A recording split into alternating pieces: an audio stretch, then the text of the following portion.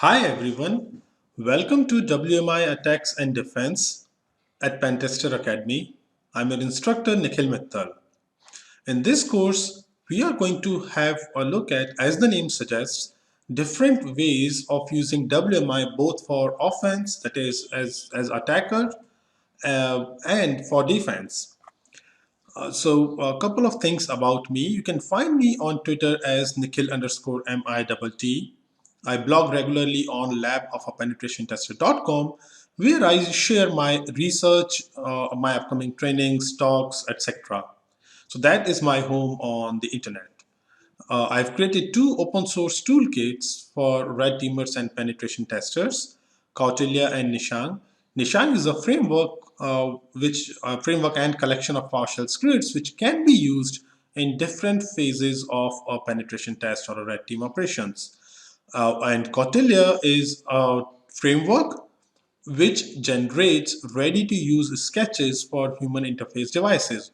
So you just, it's a menu-driven program. You just provide some inputs and it provides you a ready-to-use sketch which can be used with the Arduino IDE.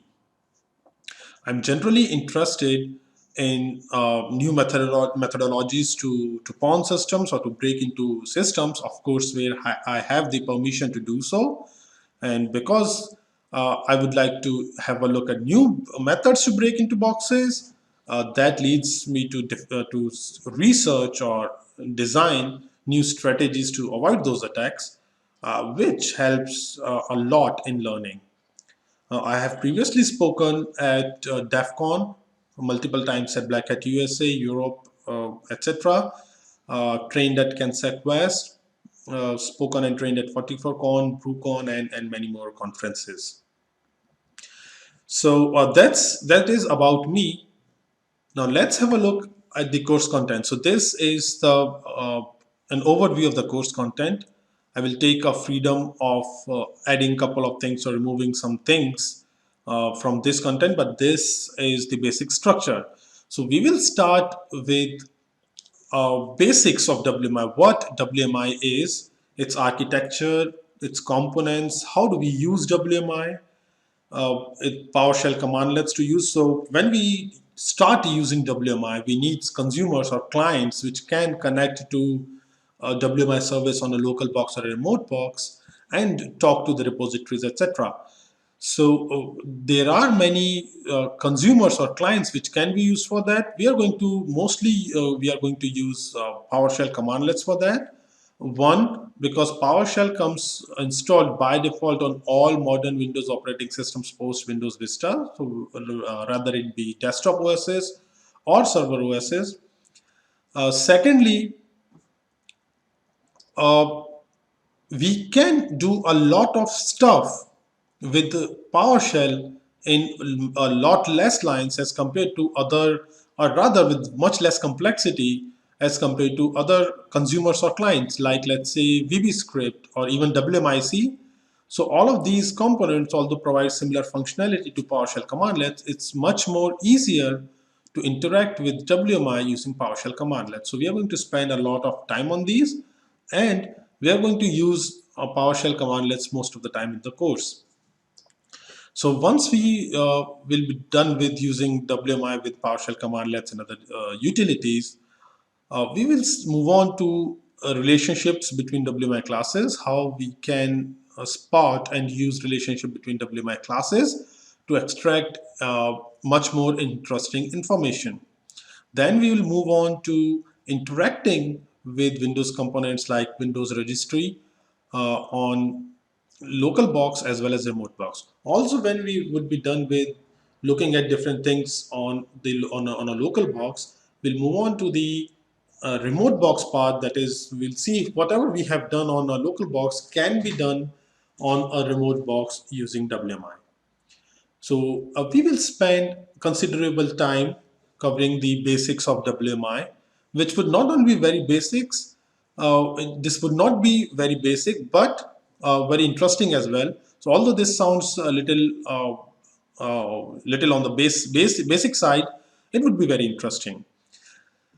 Then we will discuss using WMI for attacks, that is using WMI for red teams. We will see how different phases of a red team operation can be performed using just WMI. So we'll start with enumeration and information gathering. We'll see how different pieces of information from a box or from Active Directory can be extracted without any special privileges with the help of WMI. Then we'll move on to the lateral movement part. From the information which we extracted or which we will extract in the information gathering part, using that we'll literally move on to some boxes in our lab, and once again just using WMI.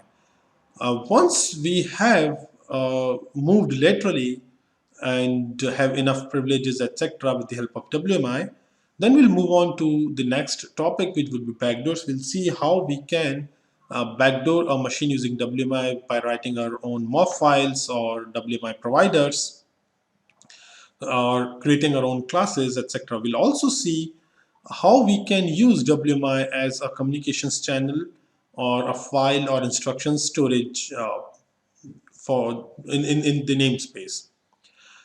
Then we will have a look at persistence mechanisms. I have separated backdoors and persistence in two topics because in case of persistence, we would be discussing mostly the WMI events, which we will not discuss in the backdoors part. So persistence would be that. And then we will discuss how we can modify security descriptors and ACLs of different namespaces or providers and some other services to play with the administrative privilege which is required to access WMI. That is, we'll see how we can just play with these security descriptors, etc., to use WMI as a backdoor mechanism, not really backdoor, a backdoor mechanism. Then we will see, after this red team section, we will see how we can use WMI for blue teams, that is for defense. So to begin with, we'll see how WMI can be used as an agent-less detection mechanism. Let's say to extract some information about a potentially malicious registry key, for example. We will see how we can use WMI across the enterprise without having to install any agent. So if we stick on this example, we want to monitor a registry key. So there are two ways. One, we periodically manually retrieve information about that registry key or its value and compare it to a well-known good value, or we can use WMI events to raise an alert or something, some information whenever there is a change event for that registry key or a file or a service or whatever. Because WMI provides the capability of raising an event for so many things in a box, there are hardly hardly anything which does not raise any event.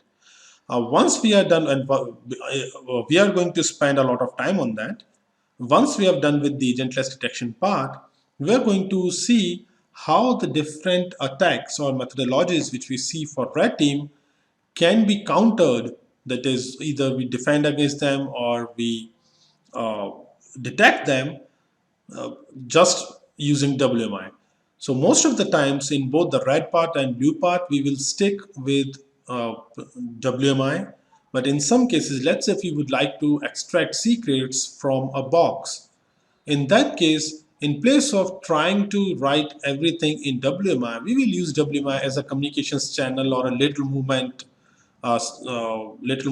mechanism to execute, let's say, PowerShell scripts or VB scripts on the target box. So that is how we are going to use WMI in this course. Once again, there may be some additions if I spot anything interesting even now. So that is all about the course content. And we'll move on to WMI basics in the next video.